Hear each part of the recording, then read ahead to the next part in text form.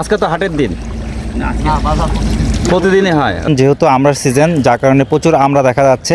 সব কয়টা নেন, যে কয়টা খাবেন তো খাবেন, আর কয়টা ব্যাগে টক হলে তো আমি এভাবে খাইতে পারতাম না। ট্রপিক্যাল ফলের মধ্যে আমরা টক মিষ্টির সাথে অনন্য।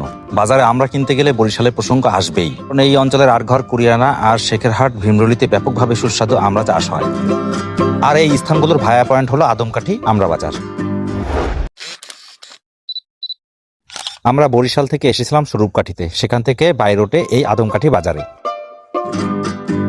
এটা হচ্ছে আদমকাঠি যে নৌকাঘাট। আমাদের উদ্দেশ্য হলো এই দক্ষিণ মধ্য উপকূলীয় ডেল্টা অঞ্চলের পলিমাটি সমৃদ্ধ চ্যানেলগুলোতে নৌকায় ঘুরে ঘুরে স্থানীয় জীবনযাত্রা সম্পর্কে জানব। আর এরই অংশ হিসাবে আমরা এসেছি এই আদমকাঠি বাজারে।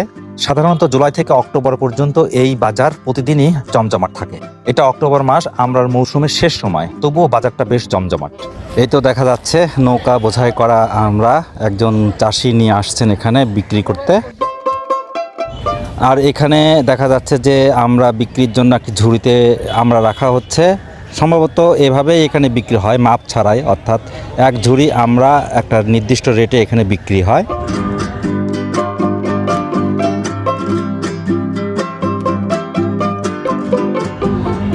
সকাল থেকে প্রচুর আমরা বিক্রি হতে দেখলাম, স্থানীয় পাইকারদের নিকট তারা বিক্রি করে চলে গেছে, অনেকে নৌকা খালি করে চলে গেছে ইতিমধ্যে। আর এখানে কিছু গাছের চারা দেখছি, গাছের চারাও এখানে বিক্রি হয় দেখা যাচ্ছে। আর এই কাঠের ব্রিজটা পার হয়ে গেলেই সামনে একটি পেয়ারা পার্ক আছে, সেখানে অনেকে পর্যটক আসেন ঘুরতে। আর এই নৌকা বোঝাই দেখা যাচ্ছে আরও বিভিন্ন ধরনের ফল এবং কিছু সবজিও বিক্রি হচ্ছে এই নৌকায়। এই আদমকাঠি বাজারের উত্তর দিকে আছে কুরিয়ানা বাজার আর দক্ষিণ দিকে আছে ভীমরুলি বাজার। এসব অঞ্চল থেকে বহু নৌকা বোঝাই করে আমরা চলে আসি এই আদমকাঠি বাজারে। আমরা কেজি কত এখন? 50 টাকা কেজি। আপনি আমরা কোত্থেকে নিয়ে আসলেন? কোত্থেকে? বাড়ি আপনার নিজের বাগানের আমরা? এখন আপনারা বাজারে বিক্রি করবেন? আজকে তো হাটের দিন, প্রতিদিনই হয়। ও আচ্ছা আচ্ছা। আপনার কাছ থেকে পাইকাররা নেয়। আপনি কি শুধু আমরাই করেন না আরো অন্য কোনো ফল করেন? আমরা এখন আমরা সিজন চলতেছে।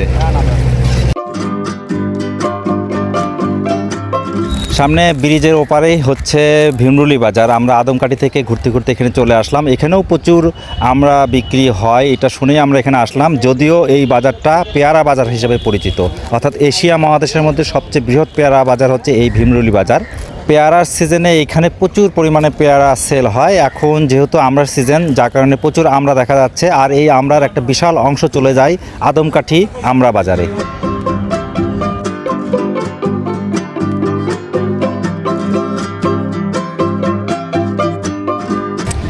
সব কয়টা নেন, যে কয়টা খাবেন তো খাবেন, আর কয়টা ব্যাগে বাড়ি নিয়ে যাবেন, সমস্যা 1 টাকা। এক কালে বড়টা দিয়ে দেবেন। 100 টাকা খাইয়াই তো বললেন না, আপনি 10টা দেন, 50 টাকা নেন।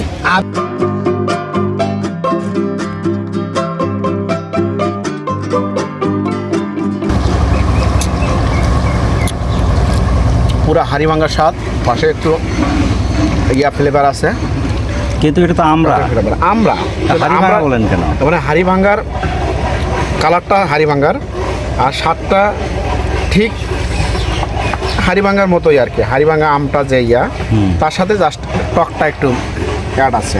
কিন্তু ঘটনা হলো এটা তো মানে আমরার সাথে হাড়িভাঙ্গার আমের আসলে মিল দিলাম কেন, এটা কালারটা আমি আচ্ছা আচ্ছা বুঝছি।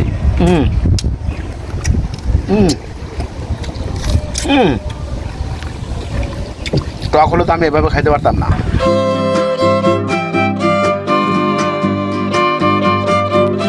ভীমরুলি বাজারে ঘোরাঘুরি করে আমরা আবার ফিরে আসলাম এই আদমকাঠি বাজারে।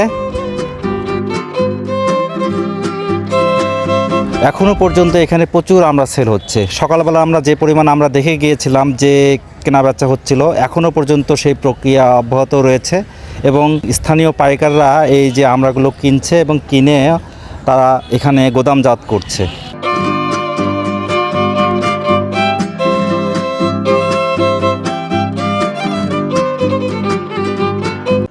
এখান থেকে স্থানীয় পাইকাররা আমরা কিনে চাষিদের কাছ থেকে, চাষিরাও আবার বিভিন্ন দূর দূরান্ত পয়েন্ট থেকে নৌকা বোঝাই করে আমরা নিয়ে আসে। পাইকাররা এই আমড়াগুলো সংগ্রহ করে স্থানীয়ভাবে একটা জায়গায় গুদামজাত করে রাখে এবং এখানেই প্যাকেটজাত করে। এসব আমরা এখানেই বস্তাবন্দি করা হয়, আর এসব বস্তা ট্রাক বোঝাই করে চলে যায় একবারে দেশের বিভিন্ন প্রান্তে।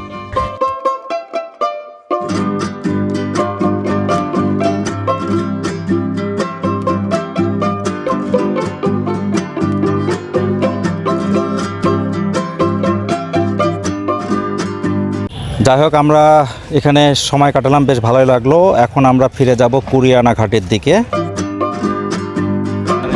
তো সব কিছু মিলে এই ভিডিওটা কেমন লাগলো কমেন্টস করে জানাবেন। সকলকে ধন্যবাদ।